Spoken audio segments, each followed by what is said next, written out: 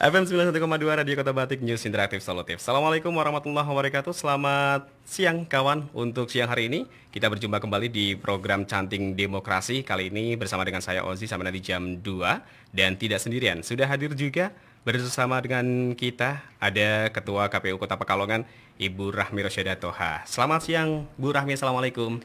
Waalaikumsalam warahmatullahi wabarakatuh. Siang Mas Ozi, sehat? Alhamdulillah sehat. Iya. Baru saya mau tanya itu. Oh iya, tak duluin ya. Ibu sehat Ibu ya? Alhamdulillah sehat. Kalau nggak sehat nggak sampai sini nggak ya? Betul. Ya.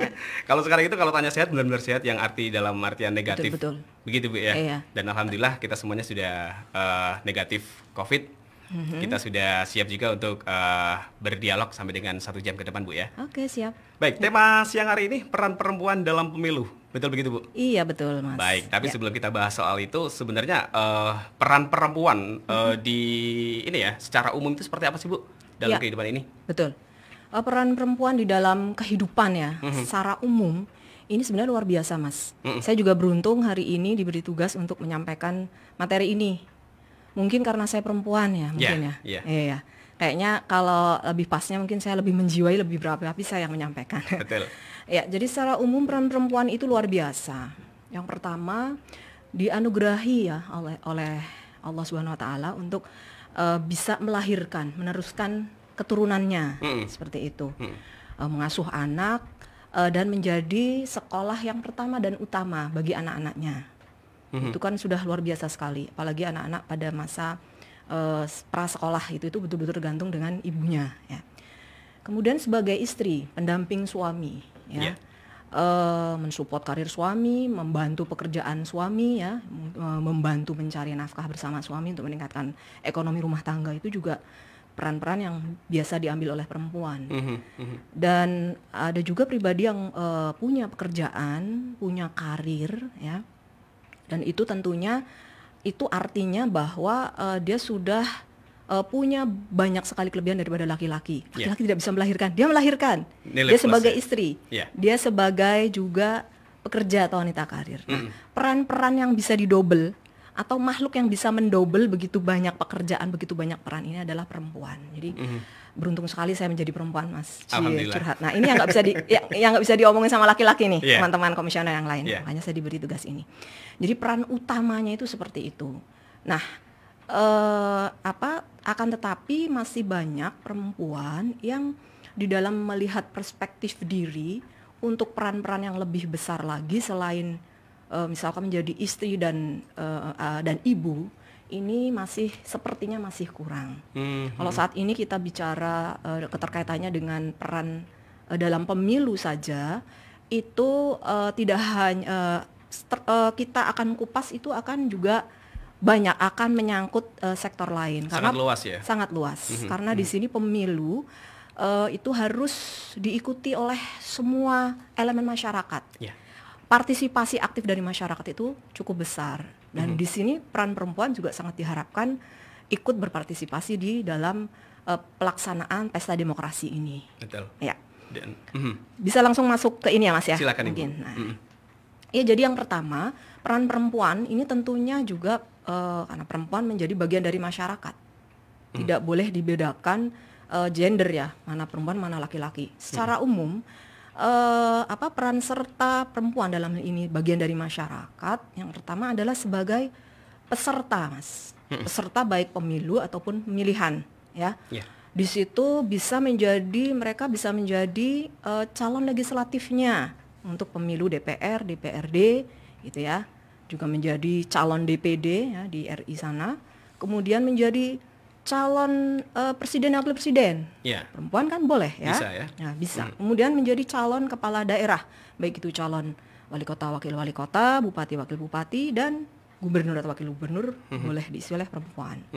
Nah, di sini regulasi cukup dalam mengatur berkaitan dengan partisipasi politik dan keterwakilan perempuan, baik dalam konstitusi maupun dalam undang-undang. Ya.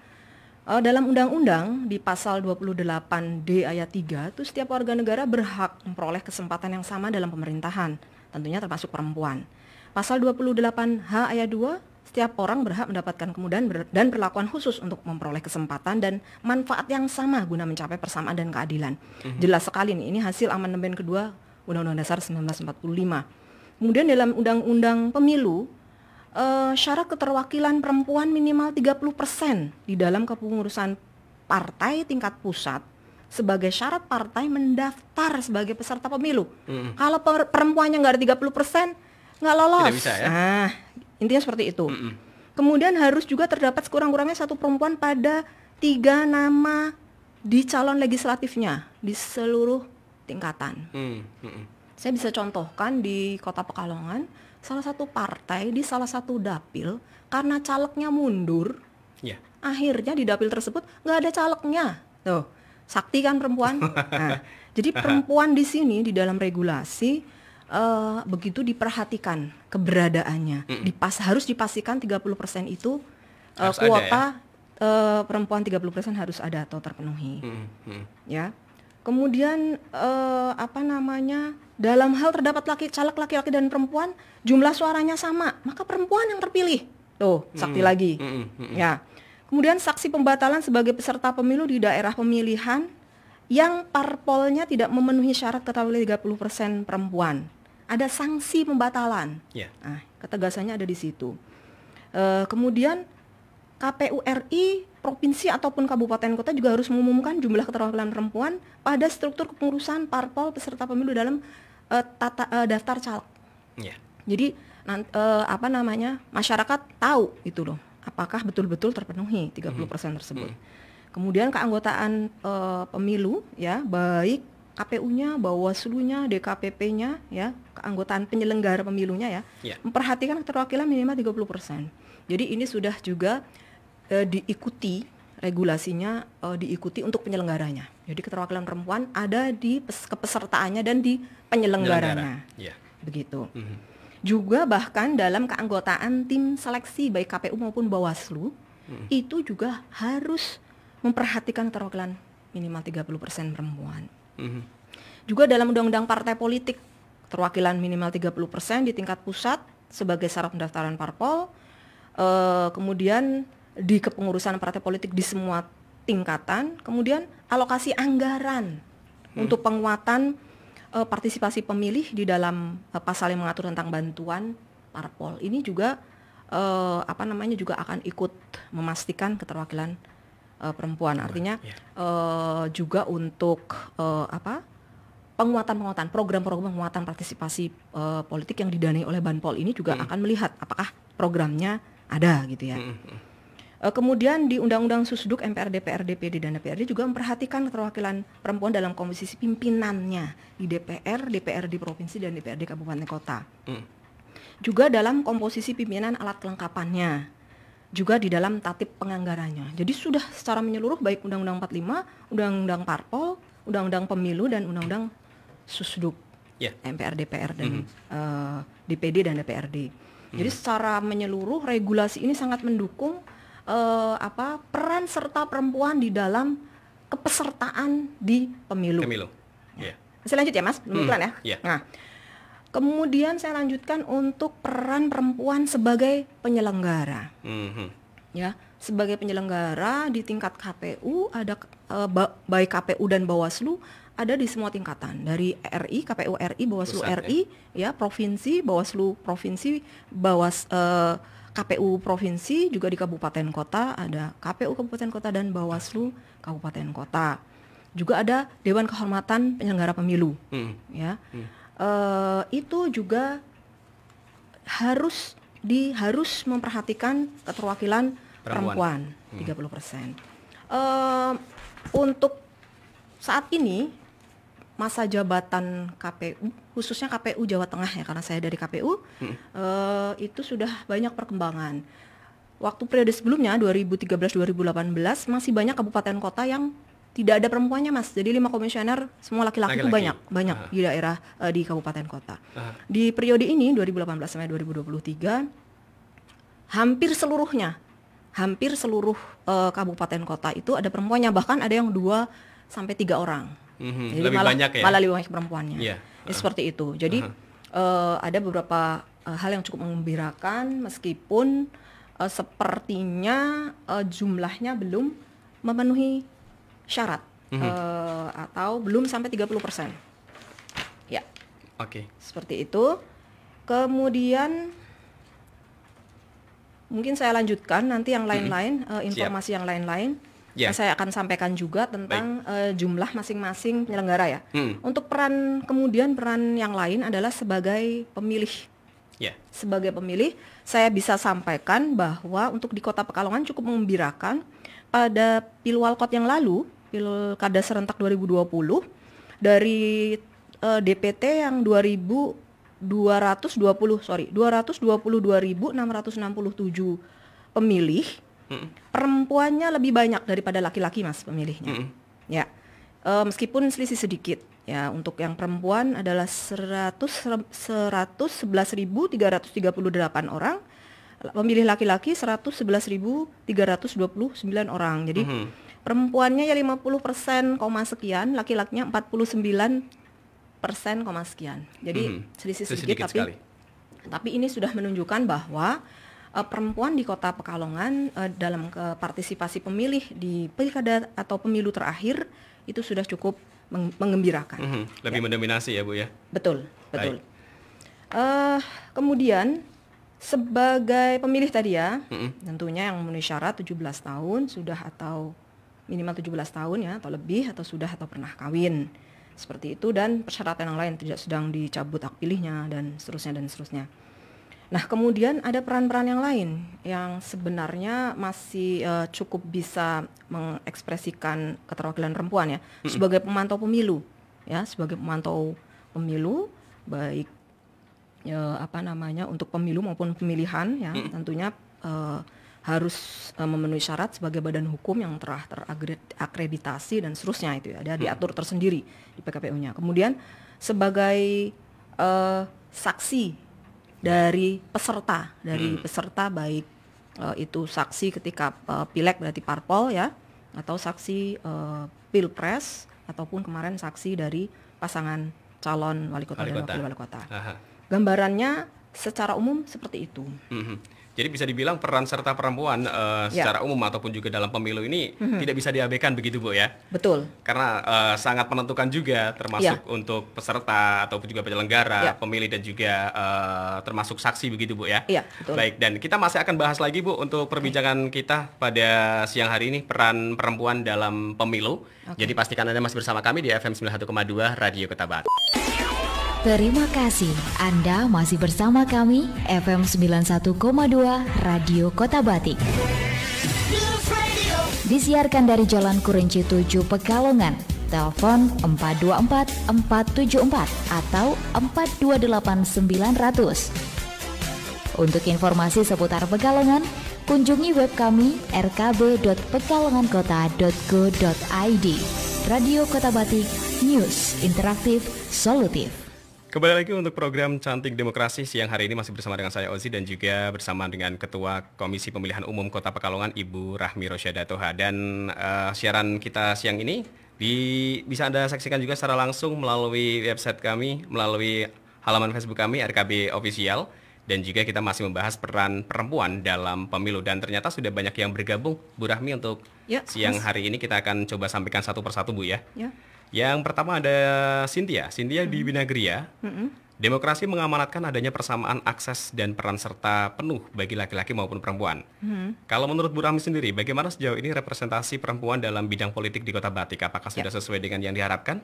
Seperti itu, Bu. Ya, mungkin sebelumnya saya sampaikan secara umum ya. Kalau saya tadi sudah menyampaikan tentang peran serta apa saja sih untuk perempuan di bidang pemilu ya, atau di kepemiluan, untuk kepesertaan dan penyelenggara ya.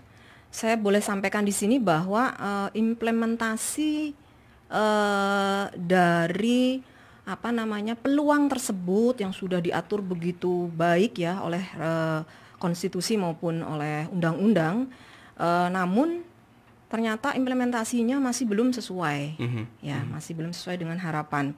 Di keterwakilan perempuan di DPR dan di DPRD ya, saya contohkan, belum mencapai minimal 30%. Jadi pusat sampai daerah itu belum sampai 30%. Bahkan untuk Kota Pekalongan sendiri, anggota dewan saat ini yang perempuan hanya 3 orang dari 35 anggota dewan. Ya. Iya, jadi itu kurang dari 10% ya Mas ya. Sangat minim sekali. Padahal telah 18 tahun kebijakan afirmasi keterwakilan perempuan berlaku ya, sejak Undang-Undang Nomor 12 Tahun 2003 berlaku. Ada di pasal 65 ayat 1. Belum semua partai politik mencantumkan aturan afirmasi keterwakilan perempuan dalam struktur kepengurusan dan proses legislatif pada ADART parpol. Jadi implementasinya masih belum maksimal gitu ya. Kemudian semua partai politik yang telah memenuhi syarat pencalonan minimal 30% dalam daftar caleg, namun pemenuhan tersebut sebagian masih belum berbasis kesadaran gender, tapi baru sebatas pemenuhan syarat administrasi aja gitu. Karena ya dari tingkat pusat ya, saya contohkan tadi tidak bisa lolos ya menjadi peserta pemilu ya partai politik tersebut di tingkat pusat. Di daerah pun, di kabupaten kota pun, andaikan salah satu dapil tidak terpenuhi 30% tersebut, gagal. Dan tidak ada satu di antara 3 caleg di dapil itu pun yang perempuan, maka bisa sampai menggugurkan kesemuanya Bu ya. Iya, untuk seluruh dapil. Jadi kemudian yang menjadi targetnya adalah untuk pemenuhan syarat administrasi saja. Ini ke depan harus menjadi PR bersama ya, tidak hanya partai politik, KPU, tapi juga kesadaran masyarakat bahwa ini peluang yang sebenarnya sangat baik, sangat bagus, yang bisa dimanfaatkan oleh perempuan untuk mengekspresikan diri di dunia politik ya. Kemudian merit system ya. Merit system belum menjadi spirit partai politik dalam proses pencalonan untuk DPR, DPRD dan kepala daerah. Jadi ini secara umum artinya bahwa di DPR dan DPRD sendiri ya masih belum memenuhi harapan ya untuk pencapaian keterwakilan 30% ini. Kemudian di keterwakilan perempuan di dalam pemilu. Ya. Sejak berlaku Undang-Undang Nomor 22 Tahun 2007 tentang penyelenggara pemilu yang mengatur keterwakilan perempuan. Nah, ini mungkin sedikit menjawab nanti pertanyaan berikutnya. Tadi saya dapat bocoran ada pertanyaan seperti apa ya gambaran ini keterlibatan perempuan dalam penyelenggaraan pemilu ya. Hanya dalam tahun pemilu 2019 saja tercapai keterwakilan perempuan 30% di penyelenggara di KPU dan Bawaslu. Ya, pernah tercapai 2019 Bu ya. 2009. Okay. Jadi naik turun kalau saya sampaikan tadi sempat juga seperti itu, tapi ini ada perkembangan meskipun nanti saya sampaikan rinciannya jumlahnya belum sampai 30%. Tapi sudah lumayan lah, sudah ada perkembangan. Baik. Kemudian KPU dan Bawaslu telah mengadopsi aturan keterwakilan perempuan dalam peraturan KPU dan Bawaslu tentang seleksi KPU dan seleksi Bawaslu. Artinya ini benar-benar diterapkan, namun implementasinya tetap masih di bawah 30%. Ya, jadi baru sekali saja itu tahun 2009 itu terpenuhi 30%. Kemudian KPU dan Bawaslu telah berusaha mengimplementasikan aturan tersebut dalam penerapan keterwakilan perempuan dalam proses dan hasil seleksi KPU dan Bawaslu di daerah, ya. Meskipun masih ada daerah yang belum terdapat perempuan di komposisi tim seleksinya, tim seleksi baik untuk KPU provinsi, Bawaslu provinsi dan kabupaten kota. Jadi seperti itu gambarannya. Kemudian mungkin secara umum dulu, nanti masuk ke secara khusus bagaimana gambaran keterlibatan atau keterwakilan perempuan di dunia penyelenggara maupun di dunia politik ya. Jadi untuk pilkada 2020 kemarin Mas Ozi, perempuan caleg kepala daerah ya, ini baru calon kepala daerah. Calon kepala daerah. Kemarin ada untuk kepala daerahnya ada di Blora, Demak, Grobogan, Klaten, Kota Pekalongan, Kabupaten Pekalongan, Purbalingga, Sragen, Sukoharjo, Kabupaten Semarang. Sudah cukup banyak yang mencalonkan diri. Untuk wakil kepala daerahnya ada Blora, Kebumen, Kendal, Kota Magelang, Kota Semarang, Kabupaten Pekalongan dan Purworejo. Nah, ini kemudian yang jadi perempuan kepala daerah dan wakil kepala daerah tahun 2020 ya, pada pemilihan serentak 2020. Kepala daerah di Kabupaten Pekalongan, Demak, Sragen, Grobogan, Klaten, Sukoharjo dan Purbalingga. Ada 7 orang. Ya, 7 orang dari 4 orang karena ada 21 kabupaten kota yang melaksanakan pilkada serentak ya di 2020. Jadi baru sekitar 26%-an. Kemudian untuk wakil kepala daerahnya ada di Kota Semarang, Blora, Purworejo dan Kebumen, hanya 4 dari 42. Jadi baru kurang dari 10% saja yang perempuan. Tapi ini sudah cukup, menurut saya sudah cukup memberi gambaran kepada masyarakat bahwa perempuan itu bisa menjadi pemimpin. Nah, ketika lebih banyak lagi perempuan menjadi pemimpin dan pengambil kebijakan, ya, maka saya yakin ketika kesadaran akan keterwakilan perempuan itu tidak hanya sekedar administratif sifatnya, maka saya dari kebijakan-kebijakan tersebut nantinya ke depan harapannya ya, ini masih hangat nih, kepala daerah masih baru. Kebijakan dari khususnya dari kepala daerah yang perempuan ini mudah-mudahan ke depan bisa lebih memberi ruang kepada perempuan untuk mengekspresikan diri. Baik. Kemudian untuk perempuan penyelenggara pemilu dan pemilihannya, Mas, di Jawa Tengah ya, saya bicara di kalau untuk di pusatnya dulu deh. Untuk KPU RI hanya 1 orang dari 7 orang. 1 orang perempuan saja dari 7 orang. Kalau di Kota Pekalongan, tadi Mas Ozi tanya ya. Betul. Kalau di Kota Pekalongan di Kota Pekalongan hanya sayang perempuan, Mas. Paling cantik. Nah, jadi paling cantik. Baik. Dari 5 orang. Dari 5 orang. Hanya sayang perempuan. Baik. Nah, kemudian untuk Bawaslu-nya hanya 1 orang saja juga. Sama. DKPP-nya di RI ya, itu juga 1 orang. Kemudian untuk penyelenggara pemilu di seluruh Jawa Tengah ya, di KPU kabupaten kota, dari 35 kabupaten kota total ada 175 orang perempuan. Ada 175 orang dan 49-nya adalah perempuan. Nah, yang tadi saya katakan belum ada 30% karena hanya 28% tuh Mas Ozi. Saya hitung dulu nih, 28%, belum ada 30% ternyata. Ya. Dan perkembangan yang cukup baik adalah untuk ketuanya, untuk perempuan yang menjadi ketua di kabupaten kota di Jawa Tengah ini saat ini ada 7 orang. Ya, termasuk saya ya, di kota Pekalongan, Kudus, Kota Surakarta, Klaten, Kendal, Kota Tegal ya, dan Kabupaten Karanganyar. Jadi ada 7 orang, jadi ketua. Ada sekitar 20%. Ada 20% ketua gitu. Ini lebih mengerucut lagi. Ya. Ini jadi gambarannya atau implementasinya. Jadi secara umum memang keterlibatan perempuan di dalam pemilu ya, di dalam peran serta mereka itu ternyata masih belum sesuai dengan harapan. Meskipun kami ya selalu baik seperti saat ini tidak ada pemilu ya Mas ya. Tapi kami juga tetap terus melakukan sosialisasi ya, program-program sosialisasi. Apalagi ketika ada tahapan ada pemilu ya. Itu kami sangat memperhatikan sasaran perempuan itu. Jadi itu salah satu yang menjadi perhatian kami, bagaimana supaya partisipasi perempuan itu selalu meningkat. Jadi ada 11 basis pemilih, salah satunya adalah basis perempuan. Nah, ini yang paling kita perhatikan. Gambarnya seperti itu. Baik. Sepertinya bisa menjawab pertanyaan tadi ya Mas ya. Betul.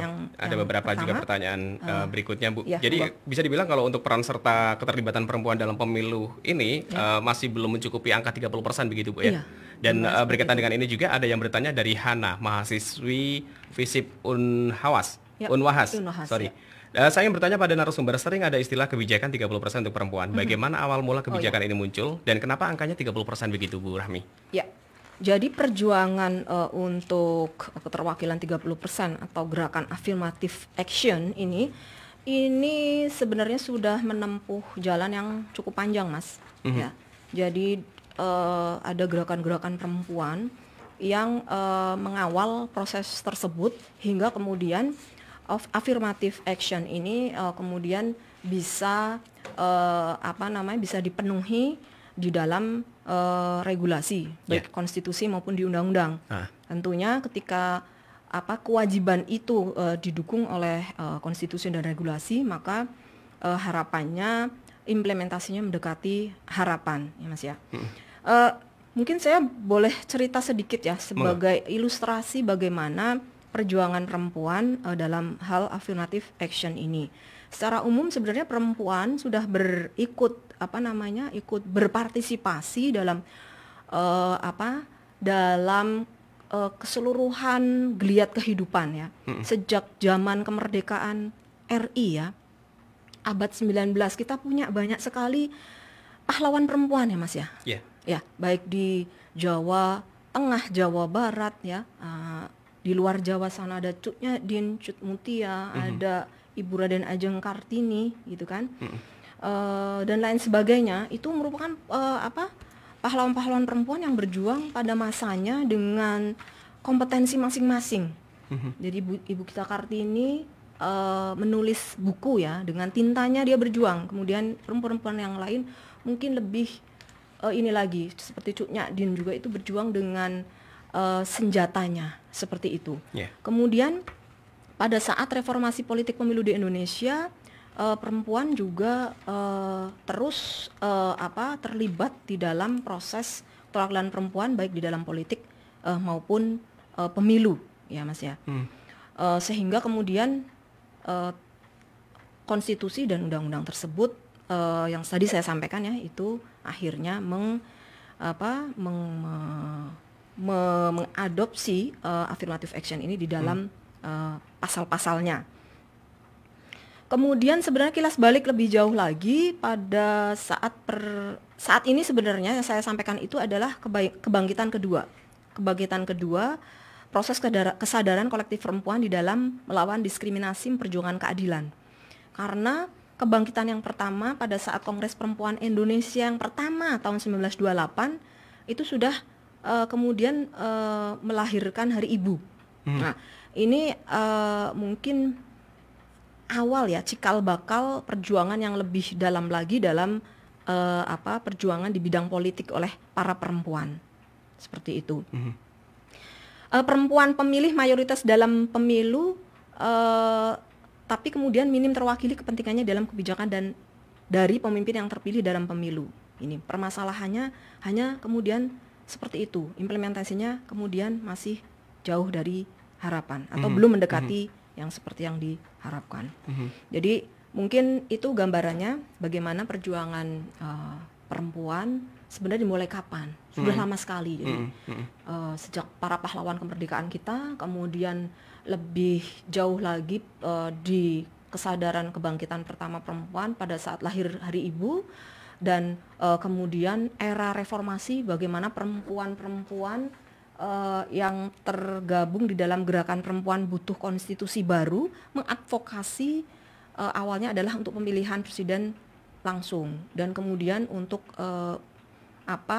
memperjuangkan aturan afirmatif action kuota minimal 30%, baik itu di daftar calon legislatif, pengurus partai politik dan penyelenggara KPU, termasuk di dalam tim seleksi penyelenggara pemilu baik di KPU, Bawaslu maupun DKPP. Baik. Jadi luar biasa, di luar sana perempuan-perempuan hebat itu perjuangannya untuk kita. Makanya harapan saya di sini perempuan-perempuan di Kota Pekalongan saat ini bisa menikmati ruang-ruang yang tersedia ya, yang sudah dilindungi oleh konstitusi maupun undang-undang, sehingga harapannya jangan ragu lagi untuk ikut berpartisipasi. Mungkin saya tadi belum menyebutkan sedikit Mas Ozi, mumpung ingat. Jadi bahwa tahun 2024 rencana akan kita laksanakan pemilu dan pilkada serentak. 2024. 2024. Tentunya sebelum itu kita akan kembali mengajak peran serta masyarakat, dalam hal ini perempuan. Sejauh ini partisipasi perempuan di tingkat bawah, di TPS sebagai KPPS, sebagai PPS di kelurahan, sebagai PPK di setiap kecamatan, di kabupaten kota juga partisipasinya masih sangat rendah, Mas. Padahal dalam setiap sosialisasi kami selalu mengajak perempuan untuk ayo ikut berpartisipasi. Dan di penyelenggara sendiri bisa dikatakan ada karir, jenjang-jenjang karir. Beberapa teman kami atau bahkan 4 orang anggota saya, komisioner KPU Kota Pekalongan, itu mereka berangkat dari penyelenggara pemilu di tingkat kecamatan. PPK ya? Di PPK dan sebelumnya juga, dan di pengawas ya, baik PPK maupun Panwascam. Nah, tentunya sebelumnya mereka juga punya karir juga di KPPS, di PPS dan sebagainya, atau apa namanya kegiatan-kegiatan lain yang berkaitan dengan pemilu. Artinya di sini di ruang penyelenggara pemilu pun sangat memberikan peluang terhadap perempuan untuk ikut berpartisipasi. Artinya mereka yang saat ini masih aktif kemarin-kemarin di KPPS ataupun juga di PPK ada kesempatan juga bisa masuk ke KPU begitu Bu ya? Betul. Di 2023 nanti kita akan ada seleksi untuk kabupaten kota. Sebagian besar, soal seluruh Indonesia tidak bersamaan, tapi sebagian besar masa jabatan KPU kabupaten kota akan habis di 2023, sehingga itu juga merupakan peluang yang cukup bagus untuk perempuan. Saya sudah nggak bisa nyalon lagi Mas. Sudah nggak bisa maju lagi? Menggantikan saya. 2023 Bu? 2023. Siap. Dan ini ada juga yang bertanya, tapi kayaknya tadi sudah dijawab juga dari Mas Nino di Kauman. Selain ada Bu Rahmi di jajaran KPU, atau kesekretariatan KPU, ada sosok perempuan lain atau tidak? Kan tadi sudah dijawab juga Ibu ya? Iya. Satu-satunya kesekretariatan juga nggak ada perempuannya ya Pak. Iya. Iya, jadi saya betul-betul paling cantik di kantor, satu-satunya. Kalau saat ini satu-satunya. Betul. Iya, nanti kalau sudah ada tahapan, biasanya kita akan merekrut tenaga pendukung dan mungkin ada tambahan ASN dan lain sebagainya. Itu nanti saya baru dapat saingan. Baik. Baik. Ya. Ada lagi yang bergabung Pak Ipung di Bendan. Mohon izin bertanya bagaimana untuk keterwakilan perempuan dalam partai. Mengingat bila kita perhatikan mayoritas anggota partai yang menjadi pengurus partai itu adalah laki-laki. Perempuan atau wanita ini biasanya minoritas. Nah, bagaimana menyikapi hal ini dari Pak Ipung? Ya, terima kasih Pak Ipung. Jadi seperti saya sampaikan tadi, mungkin saya sedikit mengulang bahwa di partai politik ya, untuk pesertaan baik pemilu ya, ini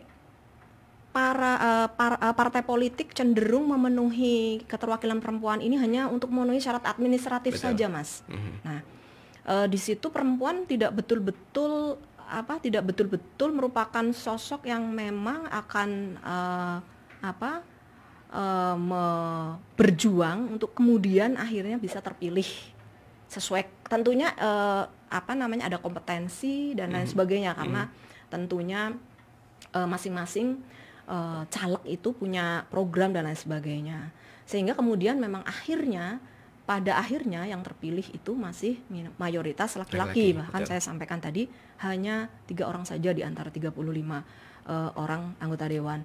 Di sini bisa kita lihat representasi perempuan di dunia politik, khususnya di Kota Pekalongan itu masih sangat rendah, sangat minim. Tentunya ini menjadi PR kita bersama ya, khususnya untuk kaderisasi di partai politik. Hendaknya memang lebih mengajak perempuan untuk terlibat di partai politik sedini mungkin, sehingga kemudian terasah perspektif diri yang lebih baik, kemudian kompetensi-kompetensi apa yang perlu dipenuhi, sehingga pada waktunya nanti ada kontestasi, para caleg ini memang betul-betul layak untuk dipilih. Sudah siap dan betul-betul jadi gitu ya.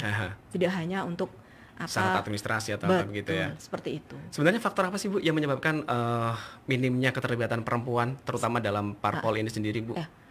Secara umum sih, kalau saya melihat secara umum saja ya, saya mungkin yang saya sampaikan ini tidak berdasarkan data yang lengkap, tapi ini mungkin asumsi saya saja ya. Barangkali dari apa yang saya lihat, fenomena yang kita lihat seperti ini, menurut saya lebih kepada perspektif diri perempuan tentang kemampuan mereka untuk menekuni atau terjun baik di dunia politik maupun di dunia penyelenggara pemilu. Padahal seperti saya sampaikan di awal tadi, perempuan itu makhluk super. Betul. Semua bisa sebenarnya, asal ada kemauan. Betul, multitasking hanya dimiliki perempuan Mas, yang catat ya. Jadi kesadaran-kesadaran seperti itu harus berangkat dari diri sendiri. Nah, mungkin kembali lagi di sini kita secara umum sebagai bagian dari masyarakat mungkin bersama-sama meyakinkan perempuan-perempuan di sekitar kita gitu ya, di lingkungan keluarga kita, di lingkungan mungkin masyarakat di sekitar kita, untuk memberikan support kepada perempuan bahwa di dunia apapun, di bidang pekerjaan atau bidang karir manapun, itu sebenarnya perempuan itu mampu ataupun bisa, asal dari awal memang punya kesadaran diri yang baik tentang potensi dirinya. Seperti itu, Mas. Baik. Kuncinya memang kesadaran akan potensi diri yang kemudian tentunya ketika ada kesadaran ada upaya untuk mengasah kompetensinya dan lain sebagainya, mungkin dari tingkat pendidikan. Ya. Tingkat pendidikan perempuan, ayo semuanya zaman sekarang mungkin udah zamannya kuliah, perempuan harus mengecap pendidikan yang lebih tinggi misalkan. Berikutnya tentunya tidak hanya kuliah-kuliah saja, mungkin ada kompetensi yang perlu diasah, ikut berorganisasi dan lain sebagainya ya. Jadi siap untuk menjadi pemimpin di masa depan. Itu mulai dari situ begitu. Sehingga ke depan akhirnya kualitas perempuan itu tidak hanya menjadi bawahan, tapi kelak lebih banyak lagi perempuan yang menjadi pemimpin, sehingga kemudian kebijakannya juga akan lebih baik lagi mendukung atau mendorong perempuan untuk lebih banyak lagi berpartisipasi di semua bidang kehidupan. Intinya seperti itu, Mas Uzi. Siap. Sebelum kita lanjutkan lagi, Bu Rahmi, kita akan jeda sejenak untuk rehat pariwira berikut ini, dan kita lagi akan kembali lagi sesaat lagi. Jadi pastikan masih bersama kami di FM 91,2 Radio Kota. Terima kasih Anda masih bersama kami FM 91,2 Radio Kota Batik. Disiarkan dari Jalan Kurinci 7 Pekalongan. Telepon 424 474 atau 428 900. Untuk informasi seputar Pekalongan, kunjungi web kami rkb.pekalongankota.go.id. Radio Kota Batik, news interaktif, solutif. Kembali lagi untuk Canting Demokrasi siang hari ini bersama dengan Ibu Rahmi, di mana untuk siang ini masih membahas peran perempuan dalam pemilu. Dan Ibu, sebelum kita masuk ke closing statement, Bu, ada satu pertanyaan juga yang bergabung dari Pak Sudibyo di Ambo Kembang Kedung ini menanyakan, selamat siang Bu Rahmi, aku ingin tanya, apakah perbedaan antara Bawaslu dengan Panwaslu? Sekian dan terima kasih. Ya, terima kasih Pak Sudibyo ya. Betul. Di Ambo Kembang. Ya, ini sebenarnya tetangga sebelah ya di Kabupaten Pekalongan. Tapi terima kasih ikut bergabung bersama kita di sini, nambah ilmu ya meskipun mungkin sedikit. Jadi Bawaslu saat ini ada yang dinamakan Bawaslu, ini kan Badan Pengawas Pemilu ya. Itu ada di tingkat pusat, kemudian di tingkat provinsi dan di kabupaten kota. Saat ini sudah menjadi lembaga tetap, artinya seperti KPU juga punya masa jabatan, komisioner punya masa jabatan 5 tahun. Tadinya untuk Bawaslu ini namanya memang Panwaslu di kabupaten kota dan sifatnya ad hoc atau dipilih atau dibentuk ketika ada tahapan baik pemilu atau pemilihan. Nah saat ini mereka sudah tetap. Kemudian untuk di tingkat kecamatannya namanya Panwasam, Panitia Pengawas Kecamatan, itu masih bersifat ad hoc, sama seperti PPK ya, seperti yang selevel dengan penyelenggara di tingkat kecamatan di KPU itu sama, itu nanti direkrut pada saat ada tahapan menjelang ini, Bu ya. Iya, menjelang. Jadi begitu pula yang ada di bawahnya, sama itu. Baik. Ya. Yang terakhir, Bu, mungkin ada yang ingin disampaikan lagi atau mungkin bisa disampaikan sosialisasi atau harapan lah paling tidak kepesertaan pemilih dalam pemilu yang akan datang untuk perempuan atau yang lain yang akan disampaikan, silakan Bu Rahmi. Ya, terima kasih Mas Ozi. Jadi pada kesempatan ini seperti yang saya sampaikan tadi, gambaran bagaimana yang pertama perjuangan perempuan dari waktu ke waktu untuk supaya perempuan itu didengar, dilihat, gitu ya, dilibatkan dalam semua sektor kehidupan. Ya, itu jalan panjang yang luar biasa. Dan kemudian pada perkembangannya kemudian regulasi mendukung ya, ada konstitusi dan undang-undang yang secara jelas mengatur soal keterwakilan perempuan ini ya, di bidang kepesertaan, ada di undang-undang mengatur parpol dan lain sebagainya, juga kemudian diikuti pada undang-undang yang mengatur tentang penyelenggara. Harapannya hasil perjuangan ini tidak kita sia-siakan. Saya menghimbau tidak hanya saya sebagai penyelenggara yang merasa prihatin tentang bagaimana keterwakilan perempuan di Kota Pekalongan khususnya di dalam penyelenggaraan, tapi secara umum, secara lebih luas lagi saya sebagai perempuan pada umumnya mengajak kepada perempuan khususnya di Kota Pekalongan untuk lebih aktif terlibat di dalam seluruh geliat kehidupan, termasuk di dalamnya nanti untuk di pemilu, karena tema saat ini adalah pemilu, mungkin secara umum di dalam keterlibatan di dalam pemilu ini yang ternyata cukup luas ketika dijabarkan. Pada akhirnya peran serta ini kemudian akan kemudian dibawa ke ranah yang lebih besar. Jadi sebenarnya sukupnya keterwakilan perempuan ini tidak hanya di daerah tapi sampai juga di pusat. Hal mana ketika keterwakilan itu sesuai dengan harapan, saya rasa perempuan-perempuan yang lain akan lebih terdorong lagi juga untuk ikut berpartisipasi, ikut lebih berani mengekspresikan diri dalam semua bidang kehidupan. Khusus untuk masyarakat atau perempuan di Kota Pekalongan, harapannya ke depan khususnya untuk dalam partisipasi di dalam penyelenggaraan pemilu yang sepertinya nanti kurang lebih di sekitar 2023 kita akan mulai merekrut penyelenggara ya 2023, entah itu di akhir tahun atau awal tahun ya, nanti kita lihat karena memang belum ada kesepakatan final kapan hari H baik untuk pemilu ataupun untuk pilkada pada pemilu serentak di 2024. Kurang lebih di 2023 akan kita rekrut kembali, ajak kembali peran serta masyarakat khususnya perempuan untuk menjadi penyelenggara, baik itu di tingkat, nah ini KPU juga ya, kabupaten kota, di PPK-nya, di PPS-nya, dan nanti juga di hari H untuk KPPS-nya. Begitu pula untuk monggo ikut berpartisipasi tidak hanya di KPU, bisa juga di Bawaslu pada pengawasan penyelenggaraan pemilu itu sendiri.